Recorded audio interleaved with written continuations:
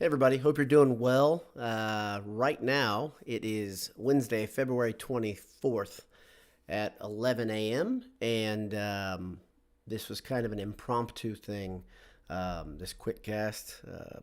I tend to record these, if you haven't figured this out, when there's new information that comes out. During the basketball season, of course, it'll be a post game, that sort of thing. We've had these big, long breaks and gaps in the season. Just it's been a very unusual out of rhythm season. Generally, in a basketball season, you get 5 to 7 day breaks. Some point in the season. This year, I think we've had 3 or 4 where there's been a 5 or 6 or 7 day break. We're in the middle of another 5-day break. I think if my math is correct. Purdue will play this Friday evening at 7:30, I believe. I said it a couple weeks ago or 10 days ago that this was a good chance for Purdue to string some wins together. They've done a pretty good job of it, kind of handling their business, doing nothing that's super inspiring, but I think they're grinding and fighting through some things, which is what this team is really good at. If you look at this team's best skill, I'd say it's fighting and grinding and overcoming adversity. Even if it's self-created adversity, it's still overcoming adversity. One of the things I love about this team is this is a bunch of likable people, likable guys. Doesn't matter if I see them on Instagram or Twitter or wherever. I just kind of like them. They're young. They've got a lot of people on the team that are growing into their roles, and we're kind of watching them grow up as we witness games.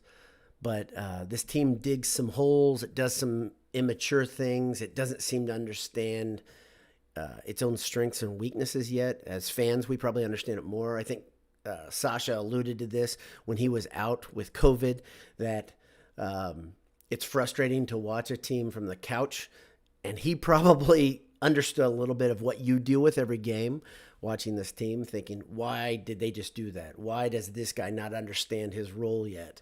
That sort of thing. And I think there's more of that coming because they're still growing into what they are. One of the consistent things about this team, I'd say 2 of the consistent things about this team come right in the center of the offense and the defense, whether it's Trey Williams or Mason Gillis. These guys have been really hard workers, very consistent in a team filled with guys that kind of have gone up and down during the season, whether it's Sasha and his amazing shooting early in the season, then being that pushed down after his COVID isolation period, to his explosion last game where he hit 4 3-pointers in about 5 minutes of gameplay. And really he had another one that went in and out. That's unusual because he's a senior, but those are circumstances I think everybody can understand. But this is what this team has done, right? You've had Ivy and Newman and Sasha all show this kind of up and down frustration. Even Hunter a little bit, right? Because he had injury. See, they all have different reasons for it happening, whether it's youth, injury, COVID, whatever. That's this team, again, fighting through the adversity. And that's the thing I like about this group so much.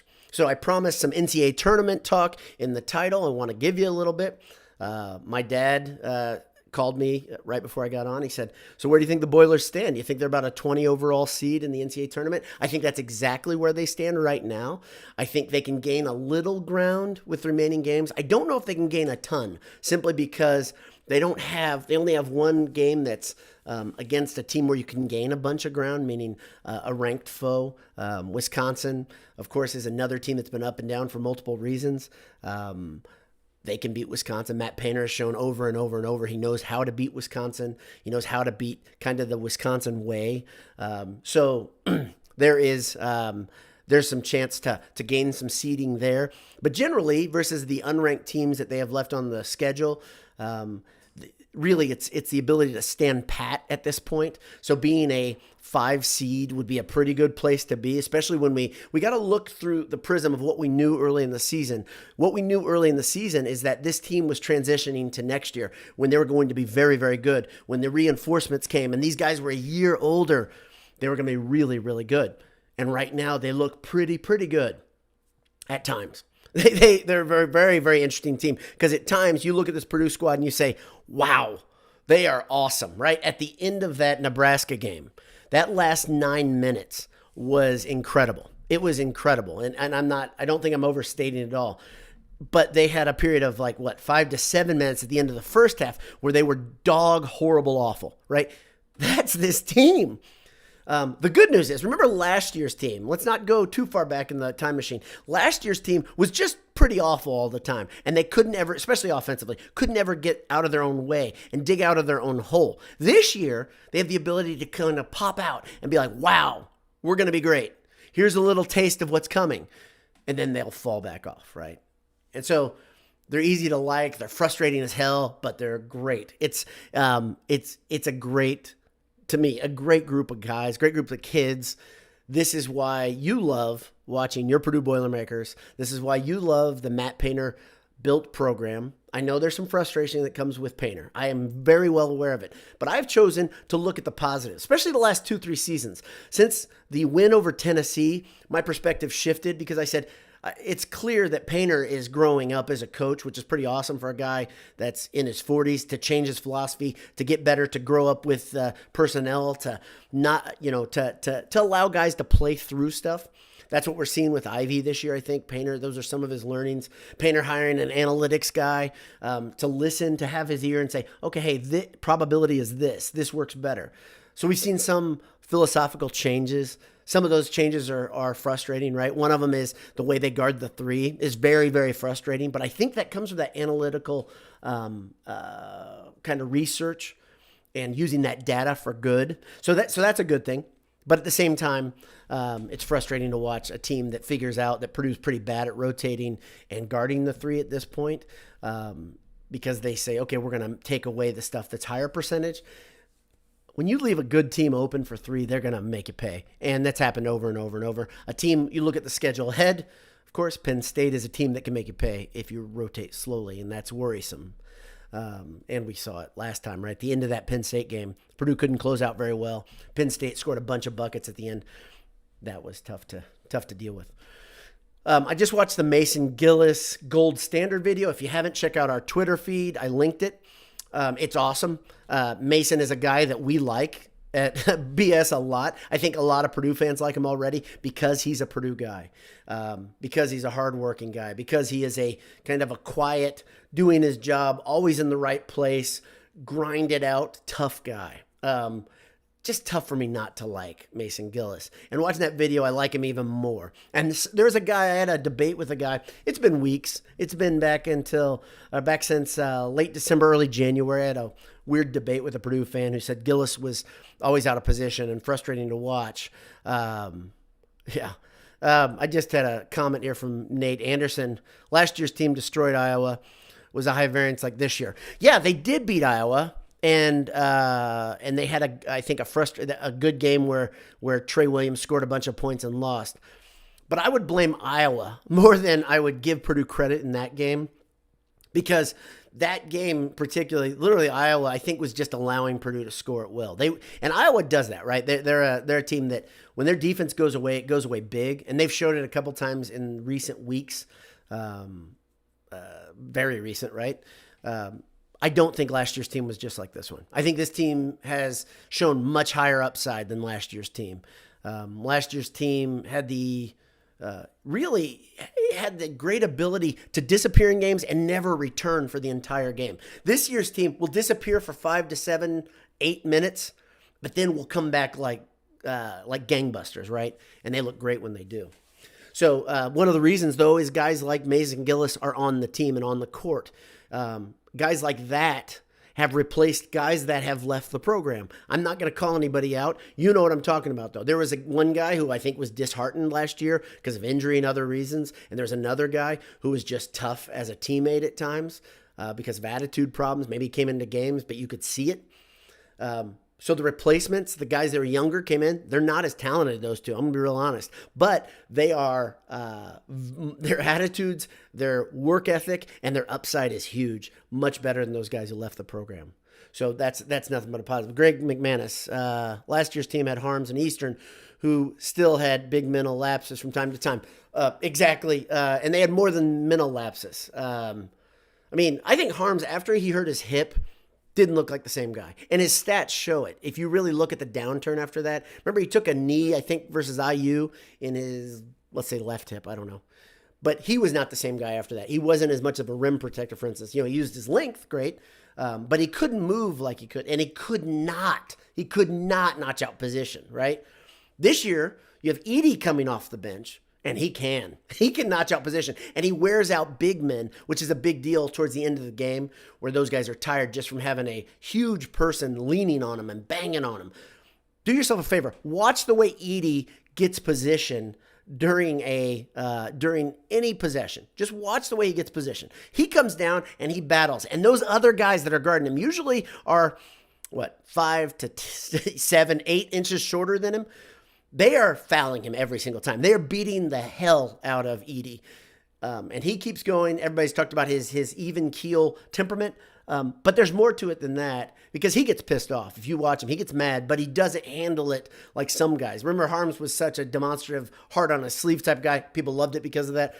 I think Edey has just as much emotion, but he has the ability to kind of keep a bit cooler than Harms did, where Harms would almost warrant a tech every other game, right? He would do something where you're just like, oh man, just settle down a bit. It's like, the Carson Edwards gif that's so popular and so fun to look at, right? Just chill, man. Anyway, this team's hard. This team's hard to dislike, easy to love for me, and that's about it. And I think they're a 5 seed in the NCAA tournament right now. Second thing, I want to talk a little bit about football, look at what's happening over practice reports. They're kind of sketchy. It's tough to follow it because there's just not that much information out there. But one thing you see is that if you read the article yesterday in Gold and Black, with Babinski talking about accountability with Brom, we've heard this before. They met and they both understand that what's happened the last year is not acceptable, and they both want more, and they have tried to be quantitative in how they change it, whether it's coaching personnel, putting guys in the right place, getting bodies in to fulfill needs and plug gaps. They're doing a good job at that. And I know a lot of Purdue fans are real skeptical of the offensive line the last couple seasons. The offensive line will be a strength this fall. You can quote me, you can write it down someplace and come back and tell me, no, you're wrong, Ryan. I used my first name. You're wrong, but I'm not. I'm not wrong here. The offensive line will be a strength, and because of that strength, the offense will hum along much better. That'll be a very, very good thing for the way they run the ball, the way they create pass opportunities, the way the jet sweep works.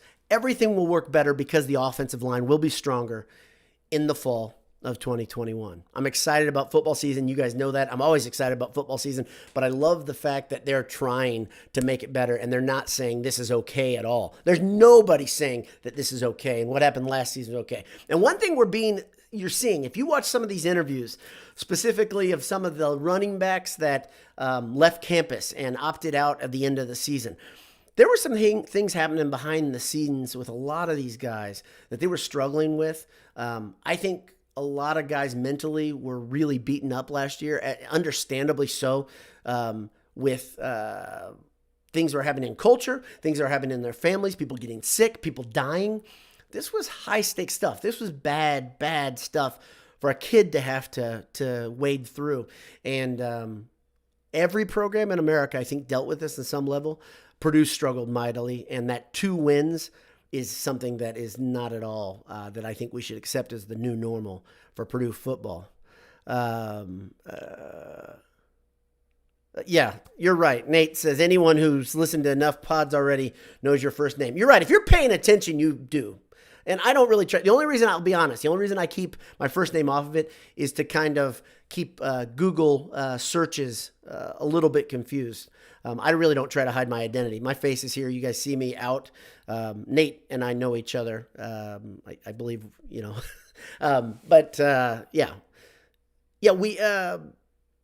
I don't try to keep it a secret. So just that's kind of a sidebar. But I just don't want Google searches being able to find me in a bunch of different ways. I've been doing that for a long time on other social networking sites too, just trying to throw it off a little bit. But there's a bit of meandering here. I'm passionate today. I'm caffeinated, and I'm excited about Purdue basketball in the very near future, Purdue football in the longer future. I'm excited about the black gold game. Hope you are too. Hope you are not accepting mediocrity in your own personal life and you're striving for more. There's some good lessons here. But also, don't complain if you're not willing to work and try to make a situation better. I don't care what it is. And this is something I've been working with my kids on. So that's a big sidebar, a philosophical sidebar. That's about it. That's all I got for you today. Thanks for tuning in to this live QuickCast, a little pre-lunch snack for you. Thanks for your comments. Thanks for your questions. And hope to see you soon. God bless you. Have a great day. Hammer down. We'll talk soon.